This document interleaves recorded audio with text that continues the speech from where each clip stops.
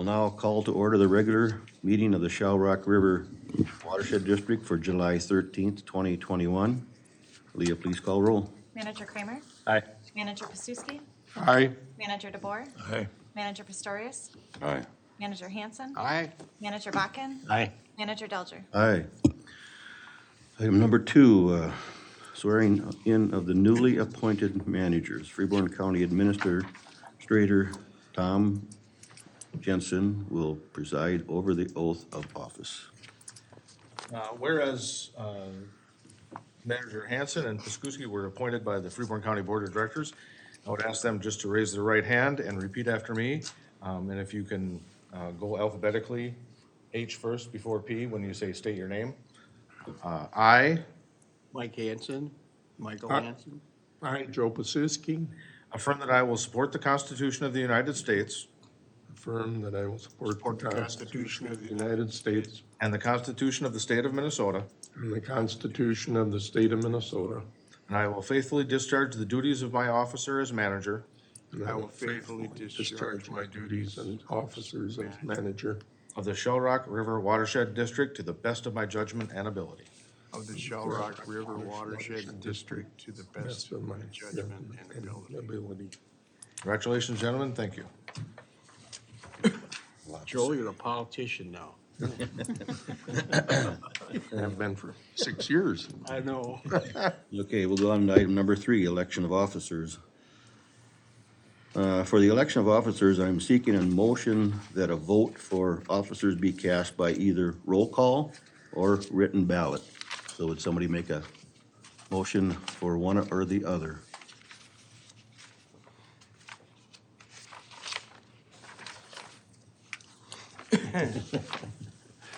I'll make the motion. Do we do a roll call vote?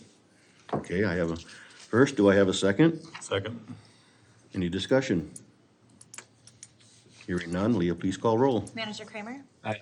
Manager Pasuski? Aye. Manager DeBoer? Aye. Manager Pistorius? Aye. Manager Hanson? Aye. Manager Bakken? Aye. Manager Delger? Aye. Motion passes. Freeborn County Administrator Tom Jensen will now preside over the election of officers, and the election will be taken by roll call as desired by the Board of Managers. Thank you, Mr. Chairman. I would now entertain a motion for the office of chairman for the Shell Rock River Watershed Board. I would nominate Gary Pistorius. Is there a second? I'll second it. Any further nominations? Hearing none, would the clerk please call the roll? Manager Kramer? Manager Pasuski? Aye. Manager DeBoer? Aye. Manager Pistorius? Aye. Manager Hanson? Aye. Manager Bakken? Aye. Manager Delger? Aye. Thank you. Next office under consideration would be the office of vice chair. I would now entertain nominations for that office. I'd like to nominate Mick Delger. Is there a second? Second. Any further nominations for the office of vice chair? Hearing none, would the clerk please call the roll? Manager Kramer? Aye. Manager Pasuski? Aye. Manager DeBoer? Aye. Manager Pistorius? Aye. Manager Hanson? Aye. Manager Bakken? Aye. Manager Delger? Aye. Thank you. The next office would be for the office of secretary. I would now entertain nominations for that office. Mr. Chair, I'd nominate Brad Kramer. Is there a second? I'll second it. Any further nominations? Hearing none, will the clerk please call the roll? Manager Kramer? Aye. Manager Pasuski? Aye. Manager DeBoer? Aye. Manager Pistorius? Aye. Manager Hanson? Aye. Manager Bakken? Aye. Manager Delger? Aye. And last and final will be the office of treasurer. Would accept nominations for that office. I'll nominate Al Bakken. Is there a second? Second. Any further nominations? Are you sure? Hearing none, the clerk please call the roll? Manager Kramer? Aye. Manager Pastuski? Aye. Manager DeBoer? Aye. Manager Pistorius? Aye. Manager Hanson? Aye. Manager Bakken? Aye. Manager Delger? Aye. I believe that concludes your business as chair. That's, yeah, guess we both get to And move. now we all get to move. Thank you, Mr. Jensen. Yep, thank you. Oh, yeah. Sorry about that. I'll take my name too. I have that habit of keeping pens. Thank you, Tom. See ya. And thank you for double booking me.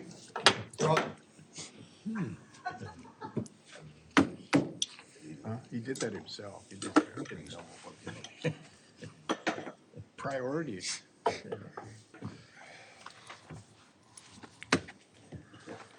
in your own chair, right?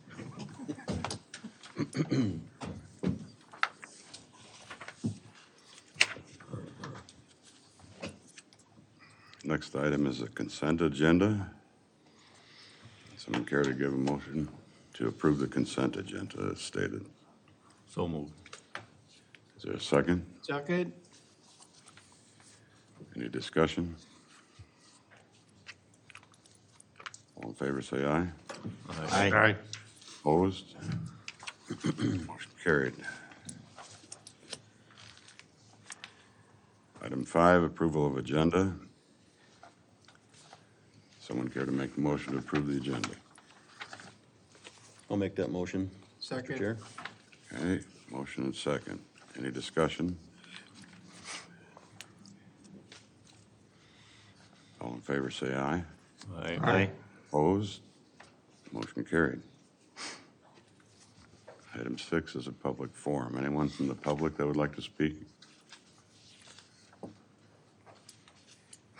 Mr. Chair, I don't see anyone here from the public that wants to speak, and I also have not received anything from the public regarding email as well, so. Okay. Well, that's good, because you're up next. Thank you. So the first item on the agenda under myself is a motion to approve the Personnel Committee recommendations. The Personnel Committee met on June 22nd. We reviewed my staff review, and I gave my staff review of district staff to the committee. As you can see in the minutes, there is some recommendations. The one thing I do want to note, if you remember last year for the district raises, we did not, or the board elected to follow my recommendation for a 0% raise last year, just due to the uncertainty of the pandemic. So again, last year, staff did not have their performance raises added or approved by the board for an increase. So you can see the increases for staff, for the education outreach coordinator and administrative assistant, I'm seeking a 5% increase. For the program project manager, I'm seeking a 5% increase. For the financial tech 2 position, I'm seeking a 3.5% increase. And technical specialist, a 0% increase. And the personnel committee made a recommendation for myself at a 5% increase. So looking for a motion to approve the Personnel Committee's recommendations. And anybody from the Personnel Committee, you're welcome to speak on behalf of myself and staff if you'd like. I'll make that motion. Second. Any discussion? Yes, I'd like to, there again, like Administrator Henschel says that last year, they did not get anything, basically.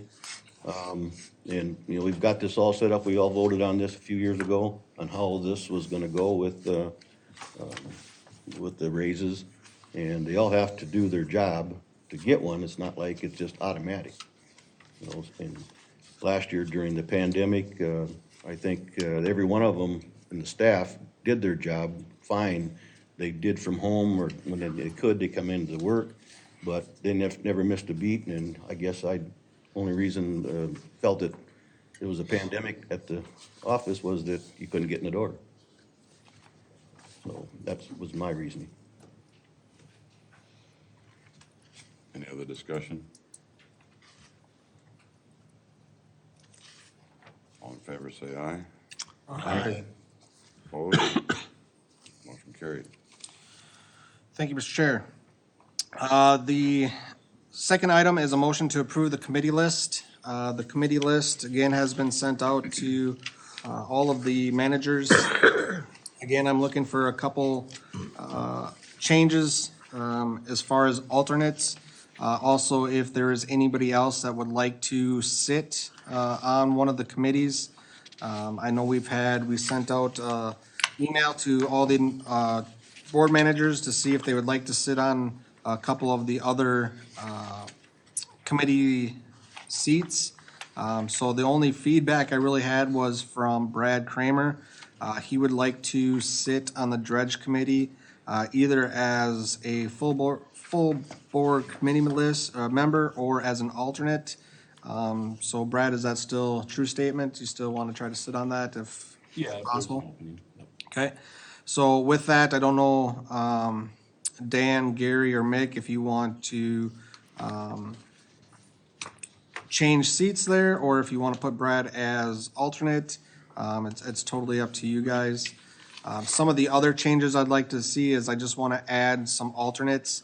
Again, when you're trying to set up these committee meetings, and Leah has a heck of a time sometimes trying to get everybody wrangled up to meet. So I'd like to add some alternatives to the Personnel Committee. I've asked, or want to ask Dan if he would be interested in sitting as an alternate on the Personnel Committee, if that would work for you.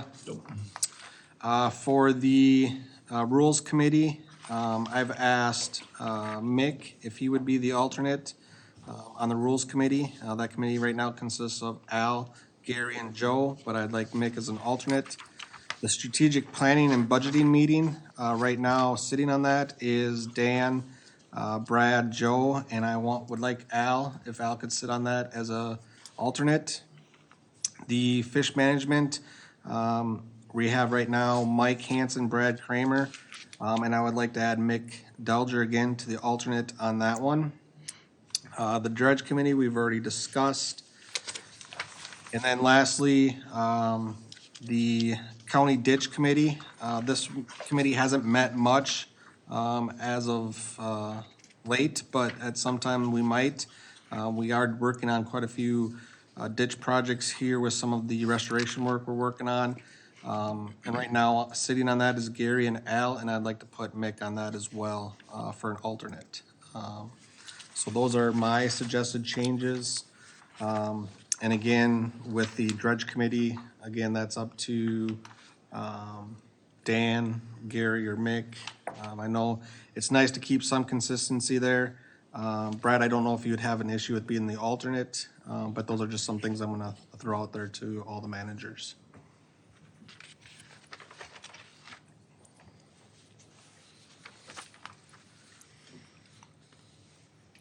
So I guess we're in discussion about it. We need a Probably should have a motion to approve and then discussion. motion to approve the committee list. So moved. And we can discuss it. Is there a second? Second. Okay, any discussion?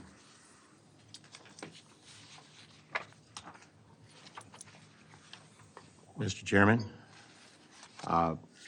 as far as I'm on the Rules Committee. I think I've been on that several years. I don't know if we've done a lot of work, but that position's open if someone would like my spot on that, Which one? on the Rules Committee. I'll take it if it's, I love rules. Okay.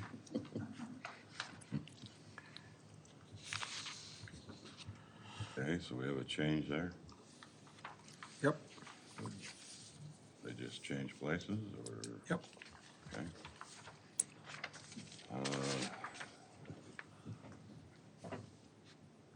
Dredge Committee is what main thing here right now, right? Yep, and I think right now it actually would be nice to have two alternates. I know Al has sat on as the alternate in the past, just because this committee meets quite often with the dredging project going on. And some of those meetings are kind of sort of last minute. So like I say, scheduling is tough to get, 3 of you there. So it's nice to have some flexibility with alternates. I think the other advantage of that is it also helps keep more of the board managers up to date or up to speed on what's going on. So right now, again, like I said, we have Dan, Gary, Mick. If we want, we could include 2 alternates, and Brad and Al being those alternates, if that works for everybody. If I could say something, Mr. Chair, I think if you're going to be on the dredge committee especially, even if you're an alternate, especially, you need to find out what's going on with the dredging and not just show up at a meeting, because you're not gonna know. And I guess just a little stop down at the office and talk with staff. Andy can bring you up to speed really fast if we meet, about once a month or less? Yeah, sometimes twice. Right, yeah, so, if you're, get a hold of him once a month and find out what's going on, it really helps. Okay, any other discussion? Anything else we got to do here? No? Any other discussion? All in favor, say aye. Aye. Opposed? Motion carried. Thank you, Mr. Chair. The third item is a legislative update. As you all know, we're extremely disappointed that we did not receive any bonding. There was no bonding bill in the legislature this summer, or I should say late June. However, I do believe we still have a chance. Sounds like there is a potential for a special session in the first part of September, where they might actually present an actual bonding bill and pass a bonding bill. However, we can't rely 100% on that. So we did, as you know, last meeting, apply for the MMB or for a bonding request in 2022, which is the normal year for a bonding bill. With that request to MMB, we did request 8 million rather than the 7.5, just due to inflation and also with the thoughts that if Brennan has to demob and remob, that we can cover those costs within that new bonding bill. The other thing with the legislature, the LCCMR was approved. We have some funding in there, about 400 and some thousand, to purchase some property in a wetland restoration on County Ditch 16. We also were awarded our grant with Lessard Sam's Outdoor Heritage. And Courtney's not here right offhand, but I want to say it's right around 1.5 million, somewhere in there. So again, staff has done a great job going after funds, and especially grant dollars, to bring into the county and into the watershed district. This will be our, I believe, 8th year in a row that we received funding through Lessard Sam's. I'm looking at Carmen. We're at phase 10. Phase 10, but 8 in a row, and we had 2 prior to that. So I believe 10 years total that we've been funded through Lessard Sam's, and 8 in a row, and we've never received less than $1 million. So again, it's been a really generous fund for us to use to establish projects in the watershed district, which is nice because we're using outside sales tax dollars and bringing them to the county and doing great projects with them here. So that's my legislative update. Item D is a Fountain Lake restoration update. We do have some maps I want to talk to you a little bit about. Lee, if we can pull those up, Which one do you want to see first? whichever one you bring up. I won't be picky.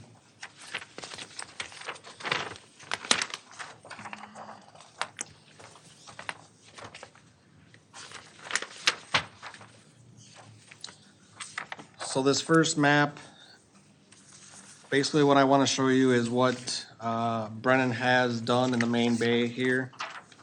And if you look at some depth spots, you can see our deep holes are here, here, and here. This whole area, area 10, will also be that deep. This is where the city aeration system sits. However, what I want to talk about are some of these lighter areas. You'll see where it's a lighter green color here. There is some here, and then also there's a bunch in Danes Bay. So what most of this, if you're looking at the color representation on this map, it actually shows the depth, and the depth of what the lake bottom contours will look like when the dredging is complete. But what I want to show you here is areas where, so this is showing that we aren't quite to the design depth that we had. And the reason for that is because we're running into what we're calling, or what Brennan and the DNR and myself even would be calling, natural bottom. So right here, and if we can pull to the next map where it's highlighted just on Danes Bay.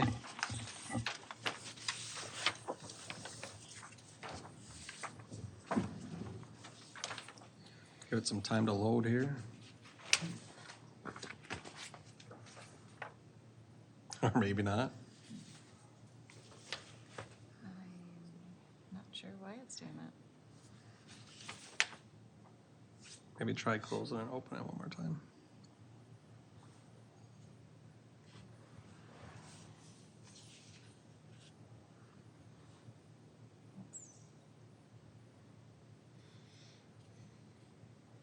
There we go. So this is where they got the small dredge, the dredge Fox. You can see here, this is one of our deeper areas that we had cut. This is where Schaff Creek comes into Danes Bay. So this is Danes Bay here. If you look at everything that's in the light green to gray, that is all within a couple tenths of design. Where you see the light blues is where we are not to the design. And the reason being is we're running into this area here, we're running into sand and gravel. And then this area here, we're running into hard compact clay, which I would consider native bottom. So with that on the map, and I know it's hard for anybody out there watching to see, but the board managers have a copy in front. You can see the numbers correlated to each dot. So let's just pick, let me find a dot here. Let's pick this farthest dot up here. The number on that one is 1.11. So what that is saying is we are 1 foot, 1/10 from the design cut. So basically what I'm saying is this is pretty much all the deeper this area will be. I think most of these spots still will be roughly 7 to 8 feet deep, which is pretty good depth back there, considering before it was about 2 or 3 feet. So one of the things that we did have Brennan do is this area here, we've expanded this. The original design went somewhere in here, and we went out and got this delta. We would have liked to have gone farther, but there is a city sanitary sewer pipe through here, so we didn't want to disturb that area, but we went out as far as we could and grabbed most of that sediment there. This area is an outlier. They're still working on this area. This is pretty much all they have left. Just to note, the dredge Fox will actually be craned out of Danes Bay on July 22nd. So right now what they're doing is going in and just picking up some of these spots where they have found some larger percentages of the soft material on top. So they're just gonna be going in here and doing some spot dredging, trying to clean it up as well, as good as they can. So that's that area. Originally, we designed, I believe, to have 78,000 cubic yards of material removed out of Danes Bay. I think when we're all said and done, we'll have somewhere between 70,000, give or take. So we'll have about 8,000 yards that we can try to pick up elsewhere that we cannot pick up in Danes Bay due to these hard materials. So, Inlet is where? what's that? The inlet Yep, is where? is right here. And so we're not gonna have a deep area there? Yep, this is all pretty deep. So this and if you look at, if we went back to the other map, Leah, we're anywhere from 9 to 10 feet in this area. And where it gets really blue, we're 12 to 11 feet deep. So it's still pretty deep. It's just we can't get that full 12 to 11 feet that we want, just due to the hardness of the material. So one of the other spots that we're seeing this, Brad, is kind of over where you live, is right here. And again, it's nice because what we're running into is sand. And we do have some old reports that this used to be a sand beach. And so this is another area where we won't get quite down to design specs. But again, we're running into hard sand. The other thing I want to note, we talked at the last workshop and dredge committee about that pipe that comes through here. I have talked with Brennan multiple times, and they don't want to touch that pipe with a 10-foot pole because of liability reasons. Nobody knows what the pipe is. Nobody's claiming the pipe, and they have some major concerns. So what we come up with, they wanted to do a 30-foot offset on both sides. I've asked them to, let's do a 15-foot offset on both sides. So what we've come to the conclusion is we'll do a 15-foot offset on both sides, and that's what you actually see on this map. Again, in those areas low, we still have a depth of anywhere from 6 to 7 feet. So still plenty of depth, and it'll actually probably create some good fish habitat there as far as having some altered elevation on the lake bottom. This area, and of course my pointer don't work all of a sudden. Anyways, the area further up, if we follow the utility line, again, if you remember, that's the fiber optic line that runs in the middle of the lake. Leah, just right below your hand there, that little green spot there. This area, we're also running into some harder sand. And if you look at where Bancroft Bay dumps in, they haven't quite got there yet. But right out about in the middle, nope, next one over.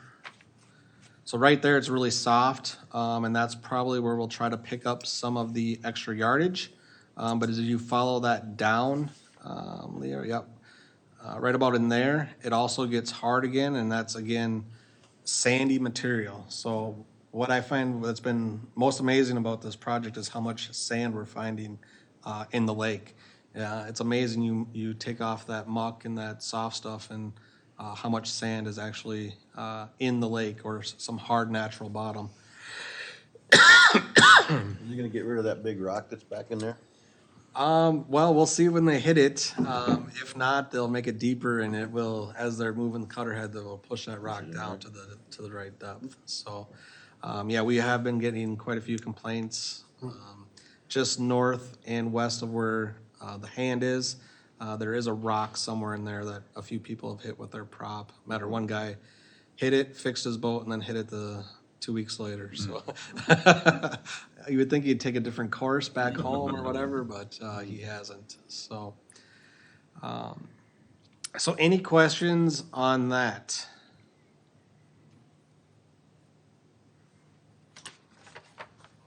Have you had any response from the people in Danes Bay on how things are going there? The few people that I have talked to love it. It's 100 times better than what it was. And, you know, the other nice thing that, you know, some of them are telling me is, you know, it is pretty hard back there now. So, you know, that's the cool thing about, you know, Danes Bay is, you know, especially at where the inlet comes in, you know, once you remove that muck and soft sediment, how much sand is actually in there. One of the things I would recommend is if you guys do stop out, that will take you out to the CDF, and you can see the piles of sand that the dredge has dredged up. Is absolutely amazing. It would be possible for, you know, for instance, in some of these areas, to dredge that sand, that harder sand material, However, you remember when we originally bid this, we were bidding it just to pull the muck off and hit that natural bottom. The one issue that Brennan has is we don't have enough booster pumps to actually push that sand to the CDF. It takes a lot more energy to push the sandier material. And right now, with having two dredge hooked up and just having the booster at the end of the dredge and then the one booster down at the landfill, it's not quite enough, and they've actually plugged their lines a couple times trying to move that heavier material. So again, we'll try to pick up the material that we cannot get in Danes Bay and some of those other areas and push it into this area 10. Again, is where the aeration system is going. Remember this whole area where you start to see that dark blue just below, that whole area is at that 11 to 12 feet. So we do have a large deep fish habitat hole there. The main reason for that is because that's where the city has one of the aeration systems on the lake. So, any questions on that?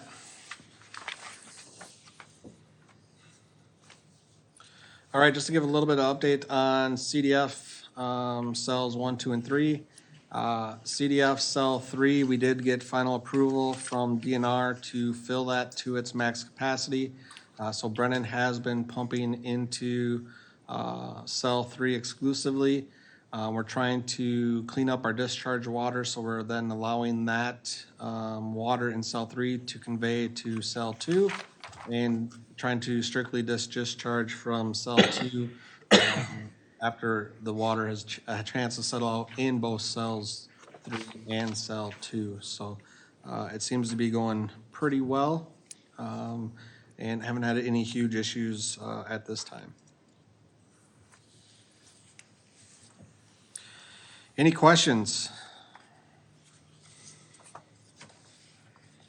All right, if hearing none, I'm going to move on to item E. Item E is the Bowser's Conservation Project Tour, which is August 25th of 2021, and I believe we have Dave Copeland, Bowser staff, on the phone.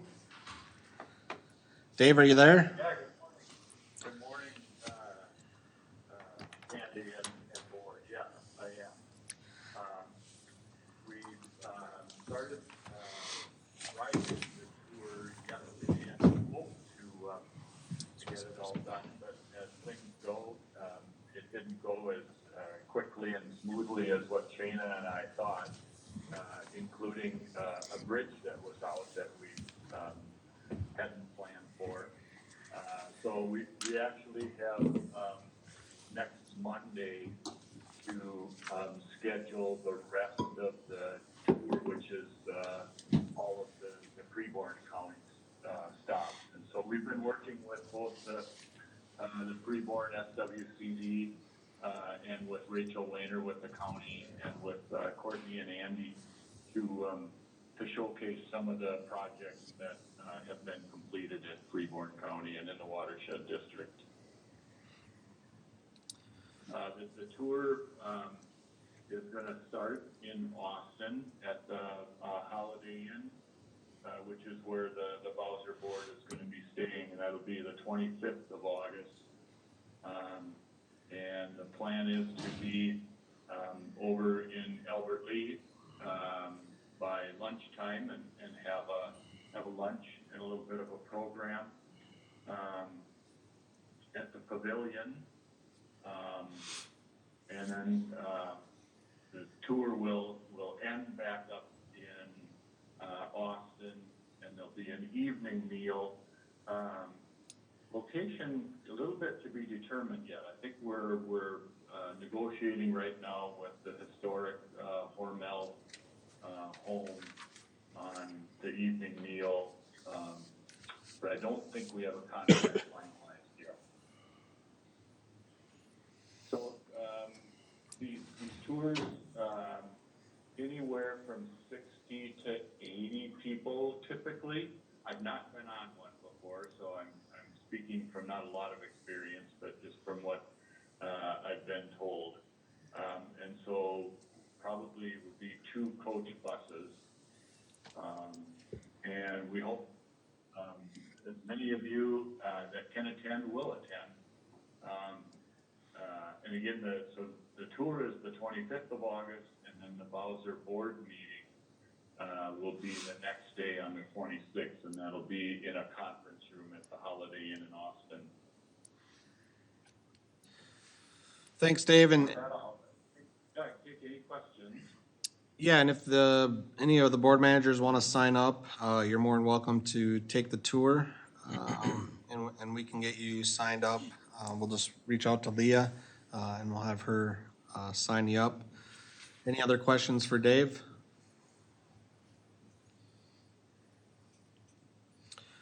Hearing none, Dave, do you have anything else you'd like to comment on? Only that I really hope to be in attendance at your next board meeting. We've finally kind of been given the green light to attend in-person meetings without really any restrictions other than our own comfort level. So another good sign that things are getting back to normal. Well, good, thank you. Yep. With that, Mr. Chair, I'll turn it back over to you. All right. Courtney, Good morning. Feels good to be back at the podium. The first item I have is a resolution 2021-15, execute Pickerel Lake property option agreement. This is with the Belshans. It's about a 56-acre parcel that is east of Pickerel Lake. We have been working with them to secure this, and we have completed the survey and appraisal. They've agreed to a purchase price. So if there's a first and a second, I will read the resolution. So moved. Second. Perfect. Resolution 2021-15, executing Pickerel Lake property Belshan option agreement. Whereas the Shell Rock River Watershed District Board of Managers pursues the mission of implementing reasonable and necessary improvements to the water-related and other natural resources within its boundaries. Whereas the Shell Rock River Watershed District is charged with implementing the Shell Rock River Watershed District Watershed Management Plan.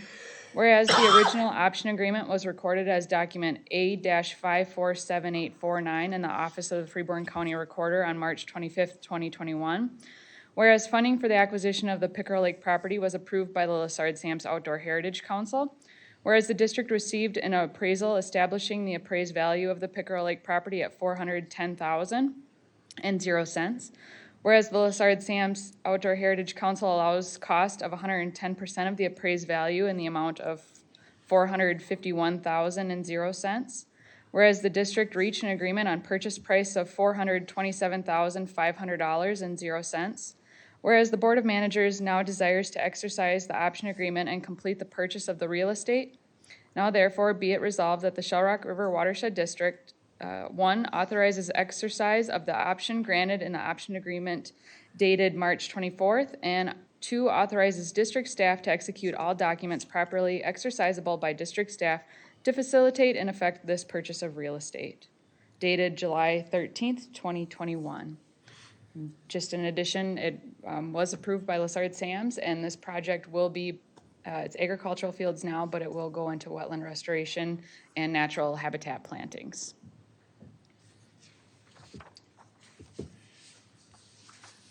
any other discussion? So, a couple of questions. Is this like prior converted ground? Nope, it is current agricultural ground now. Oh, you're saying like previously was it in, I mean, at one point it was, because it had to be in agricultural ground, but I don't know how long it's been Okay, in a cropping rotation. And is the agency funding 100% of the purchase? Correct. Okay, Yep. thank you. And Pelt. Yep, so they reimburse the attorney fees and Perfect. staff time, so it's all reimbursable, and yes, it will be a PILT payment property, down the road after the restoration is complete. Thank you, love it. Eventually, the DNR Good job. handle it, or Yep. any other discussion? Just one thing to note is this is also part of a larger complex of properties. This is one property out of, I believe, 5 parcels on the east side of Pickerel Lake. This is the, this and one other parcel is primary ag, but the other parcels are primarily wetland complexes, as well as just our native ground as of right now. Yes, so to add on to that, this parcel is 56 acres, and the reason why we had to split this out is because it was different phases of funding. This parcel is in phase 7, whereas the remaining parcels are in phase 9, and the parcels in phase 9 are roughly 218 acres. So in the end, you'll have almost, 260, close to 270 acres of restored ground that's open to the public for benefit and habitat use. And I'd like to point out too, when you have these wetland restoration projects, they absorb a lot of the water before they flood downtown here, so.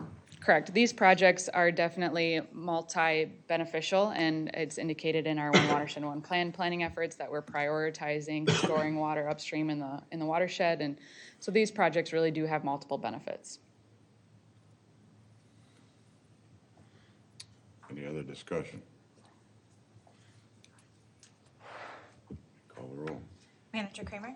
Aye. Manager Pastuski? Aye. Manager DeBoer? Aye. Manager Pistorius? Aye. Manager Hanson? Aye. Manager Bakken? Aye. Manager Delger? Aye. Thank you. The next item I have is a One Watershed, One Plan memorandum of agreement discussion. And Dave, if you're still on, feel free to chime in as needed. But what I have before you is 2 examples of memorandum of agreements or just agreements, a cooperative agreement. So we're in our One Watershed, One Plan planning process right now of developing our plan.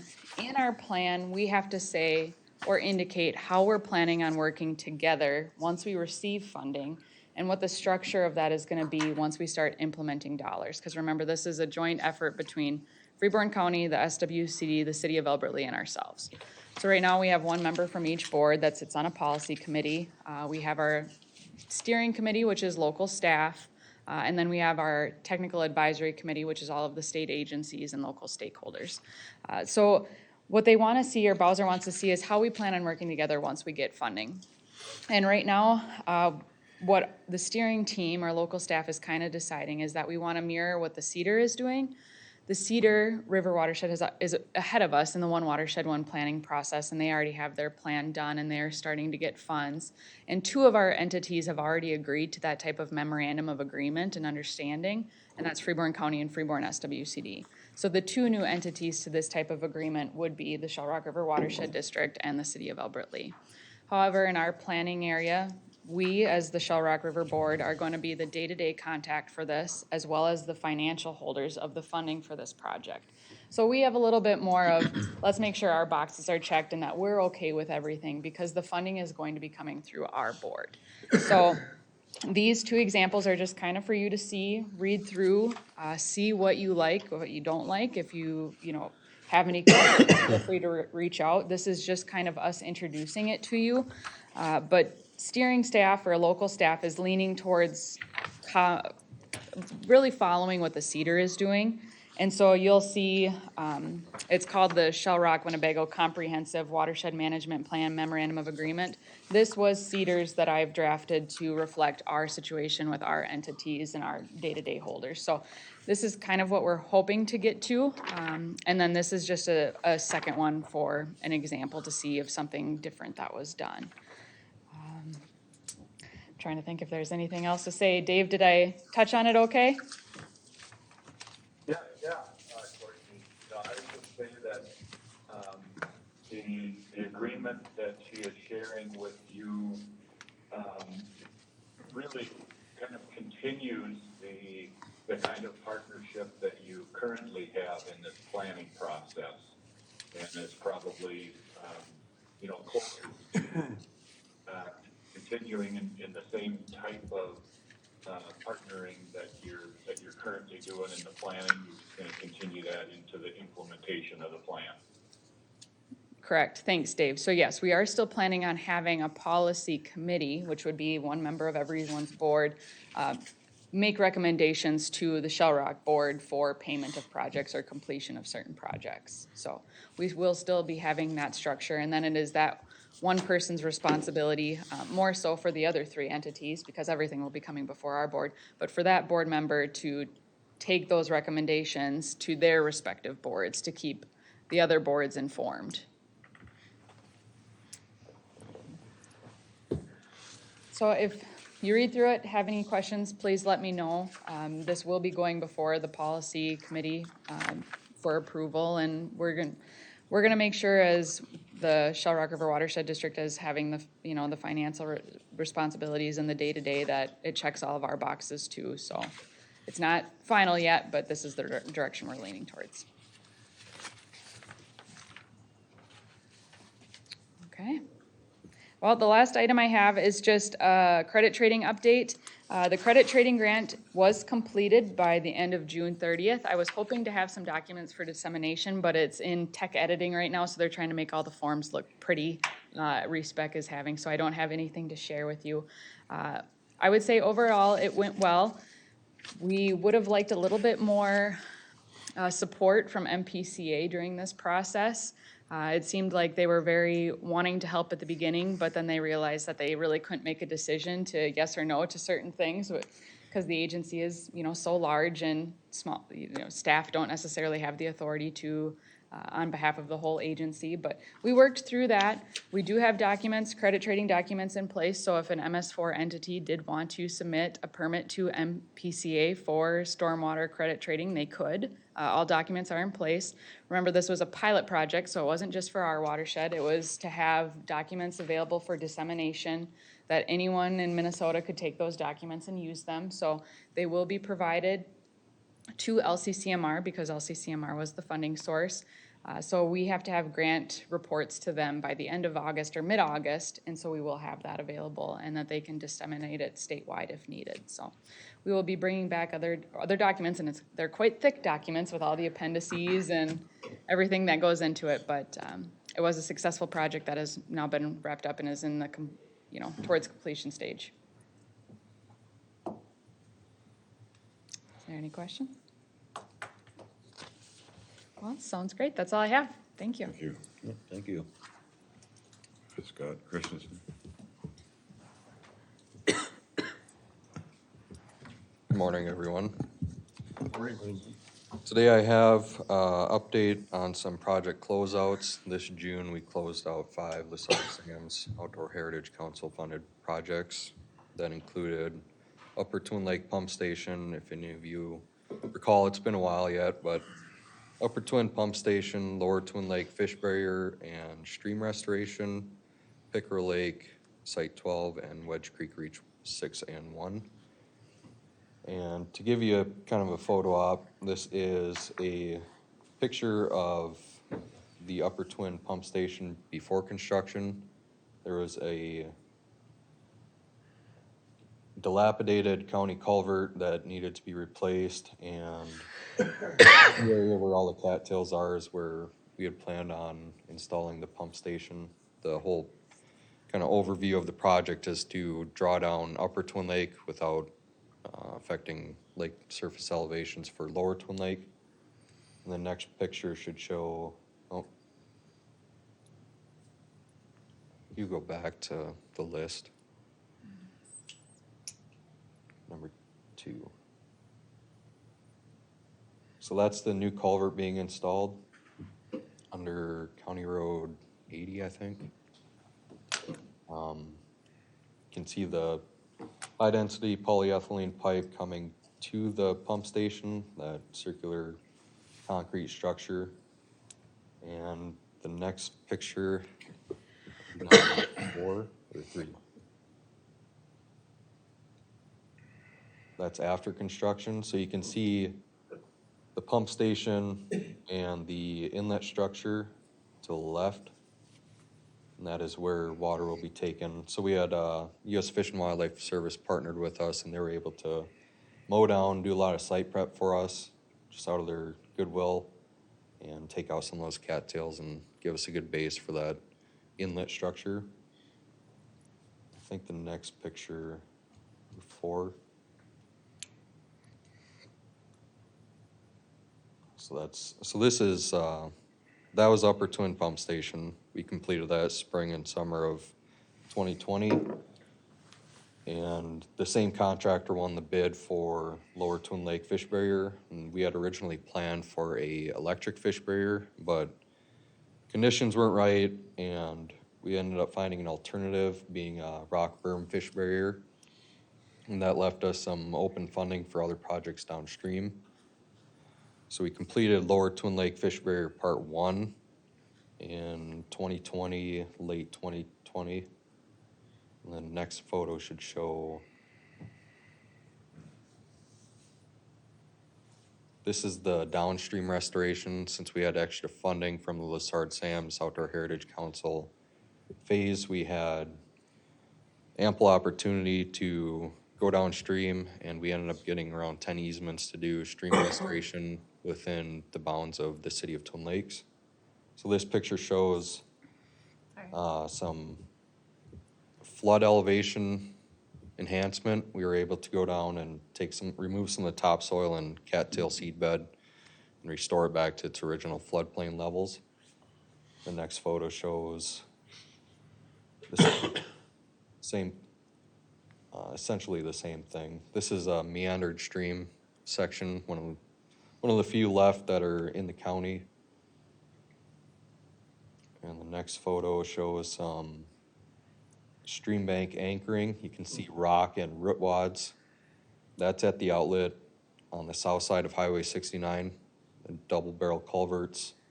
They eject water. I think we measured it around 40 feet per second, and it hits that cut bank, and it had quite a bit of erosion. So we went in there and added some rock and root wad structure to kind of stabilize the banks, and all this was in conjunction with the extra funding we had left from the fish barrier upstream. And the next project was Pickerel Lake Site 12. Which photo is this one? Well, this is Wedge Creek Reach 6. We had a ice jam, ended up lifting up one end of the culvert. So this spring, we had a contractor come in and remove the end of the culvert that was damaged.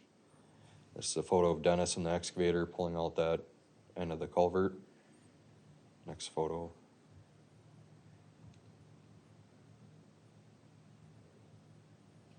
And that's what it looks like afterwards. Restoring it back to that elevation to ensure proper drainage. So one thing just to note on that project, again, that project was Reach 6 that Scott worked on originally. Originally, we had these 2 culverts put in. However, during that thaw in 19, yeah. If you remember, we had a lot of rain with the ice that was going out of the ditch systems, and the ice caught the old culvert ring and actually pushed it up. And so it actually created basically a dam.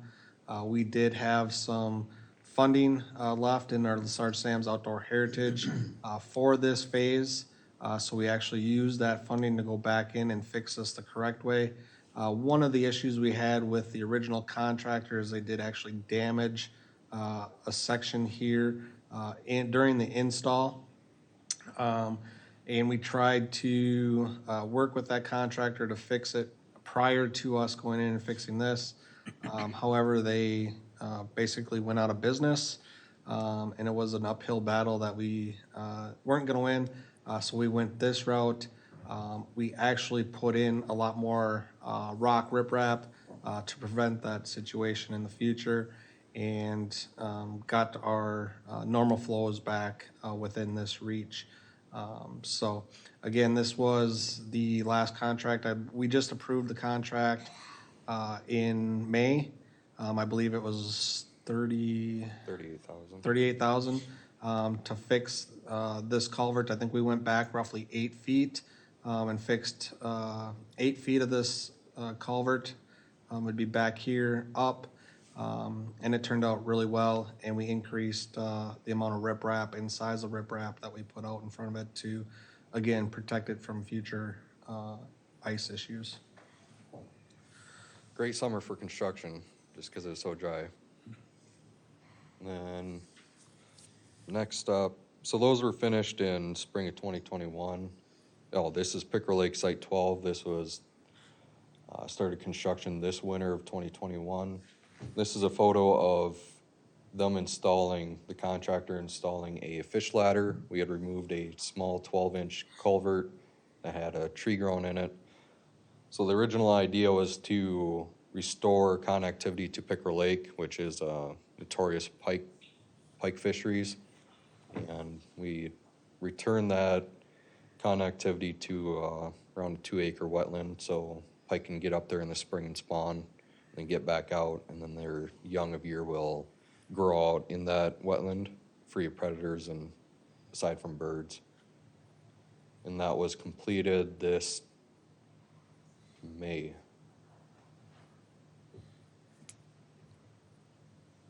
Where do you want me to go? Yep. 10? Yep. Let's just look.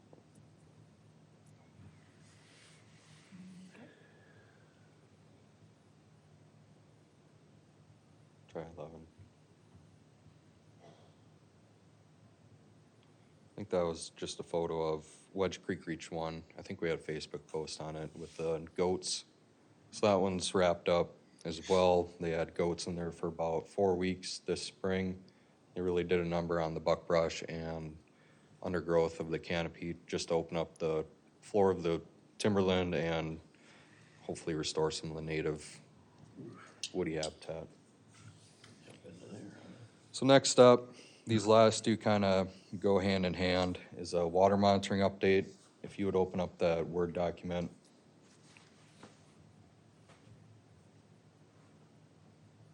So this is a graph of clarity that we have measured this spring. So the biggest outlier on this graph have been Fountain Lake and Albert Lee Lake. I think with the hard winter we had with the sub 30 degree temperature, negative 30 degree temperatures this late February, we had some sort of fish kill on Fountain Lake. We had a definite fish kill on Pickerel Lake. It's unknown or unclear whether or not Albert Lee Lake had any significant fish kill. But the Secchi, this is a graph showing Secchi readings on all the 3 lakes that we monitor, and state standard is 2.5 feet. So anything above that red line is above standard. And Fountain Lake this spring had great water clarity. And I think it's really due to low flow from outlying streams or streams that normally dump into it, and a really hard winter that happened to kill a lot of fish upstream in the shallow areas. We had a Secchi reading of 6 or 6.5, I believe. And then it dropped off right away at the end of June. But Pickerel Lake's been staying right around that standard of clarity, and Albert Lee Lake had really good readings this spring, but it dropped off rather quickly after. Again, we're unsure if it had any sort of fish kill.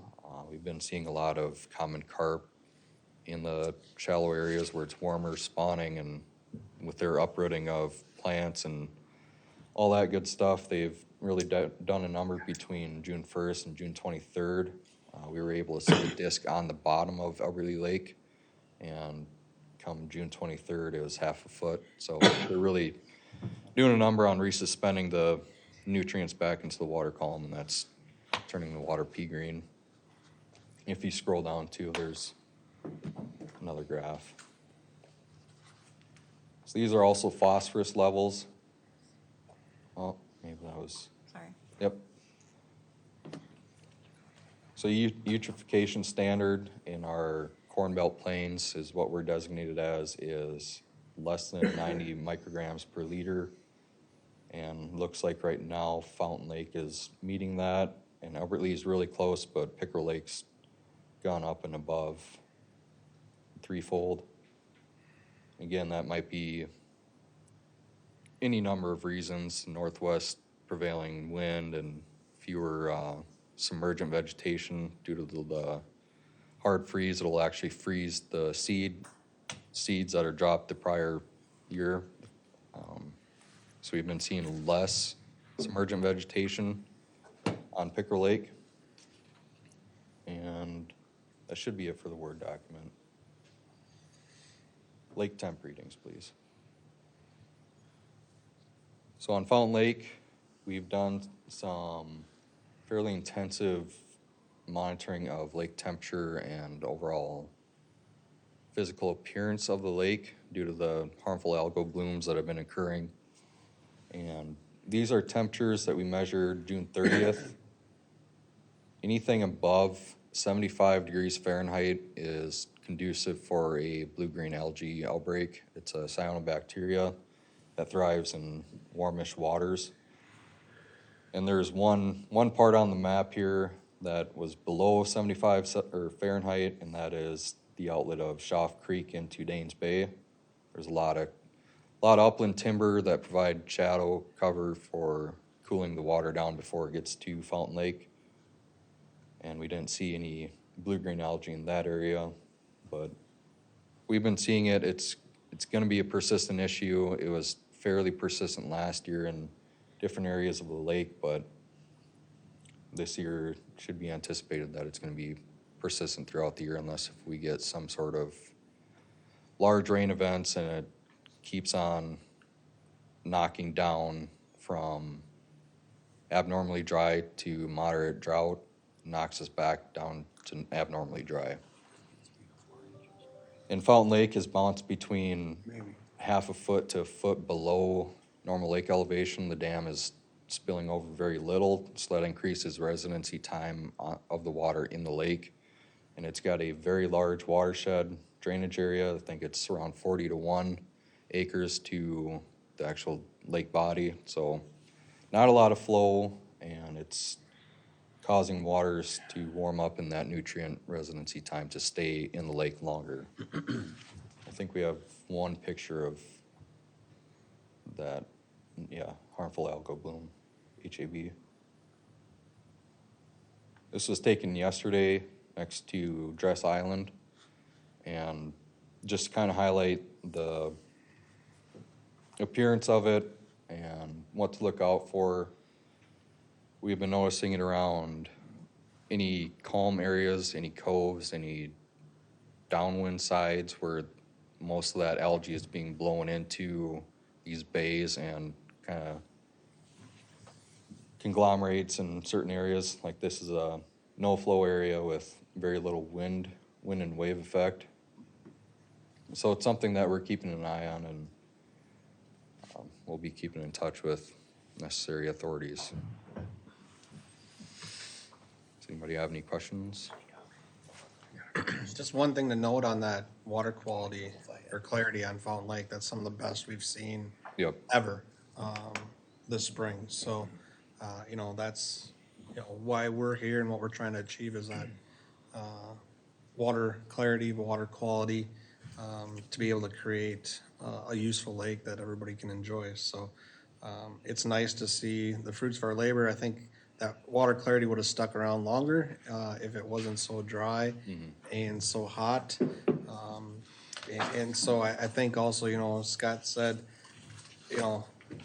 one of the reasons we've seen it was because of the dry year, but, I still think that, the dredging project's definitely assisting us with that quality as well. So good work to you guys as managers and good work to staff. Thank you. Item 10, managers' reports. Have any? I did attend a county commissioner meeting last, was it Tuesday? And I did meet 2 of the 3 new commissioners, Brad Edwin and Ed Herman, and had a little conversation with both and asked if they had any problems and any questions, and at that time they did not. But I will try to continue to and see what comes up. I did not make it to the city yet. That's all I got. Okay, Joe? Lakes is tomorrow night, so we'll see what's going on. Okay. for tomorrow afternoon. Everybody see the dates of the upcoming meetings? Yep, just a note, we would like to schedule a budget workshop the week of July 19th. So we're gonna send out some dates to everyone to find a time that works. Usually, we try to have those budget meetings later in the evening for those that work, such as Mike. I know he doesn't always get off right away, or mornings can be difficult for him. But we'll try to work that either earlier in the morning, or again, in the evening sometime. But if you guys can please find some time sometime that week and get back to Leah so we can schedule that. I know it's coming up here shortly. So again, we need to get that on the calendar and get that workshop noticed. But we definitely need to go through our budget and just talk about our budget for 2022. One thing that I did not bring to you is we did get a request from Steve Yonke with the city of Albert Lee on assisting the city with the purchase of a street sweeper.